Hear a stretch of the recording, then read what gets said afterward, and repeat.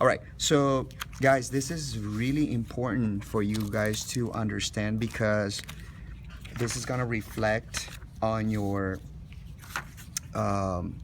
lettering project. Um, anyway, so the first thing I wanna talk about, and I think I already did this, didn't I? Where I was telling you how to hold the pencil. So the pencil, you guys are gonna be using ebony pencils, and this is all there is to shading, guys. See that? Going back and forth like this. You want it darker, you just put a little bit more pressure. You want it lighter, then you keep putting less pressure, and then that's how you make it light. Also, do you notice how I'm pulling? Yeah. I'm going back like this. That's probably the most comfortable way to do it. But if you want to go forward like this, it's not a problem. But I don't know, it's much easier for me to pull than to push. Okay, so that's basically all there is to shading, guys. Okay, that's it.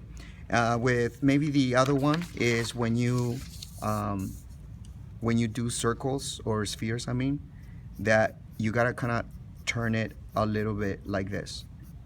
See that? And then you just keep turning the paper like this. And basically that's how I did this sphere right here.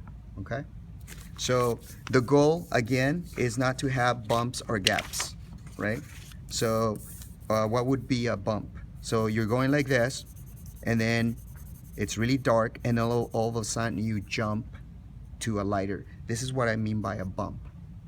Okay, and a gap would be like you're going dark, and then it goes light, and then it goes dark again. This would be considered a gap, and it's very easy to fix, right? Just go like that, get rid of it, and then just keep blending.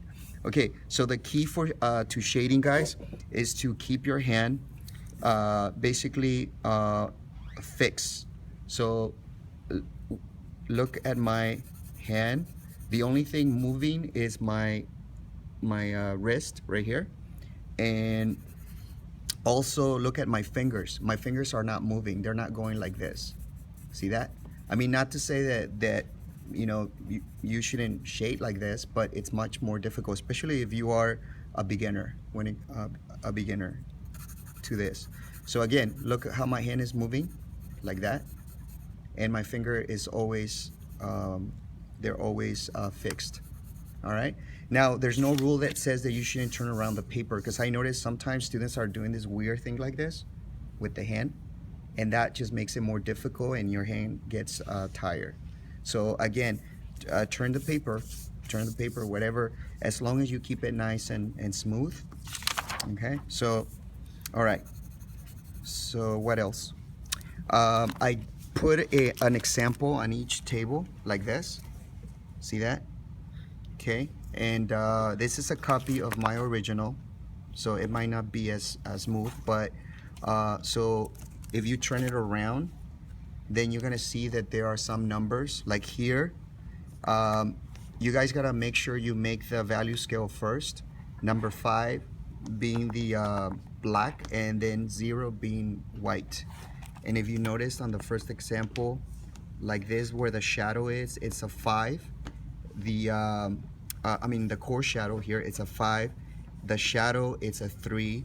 On the back, all the backgrounds, guys, are from 5 to 0. Okay, and you can see it here on the worksheet. There's a 5, and then it just goes all the way to a 0.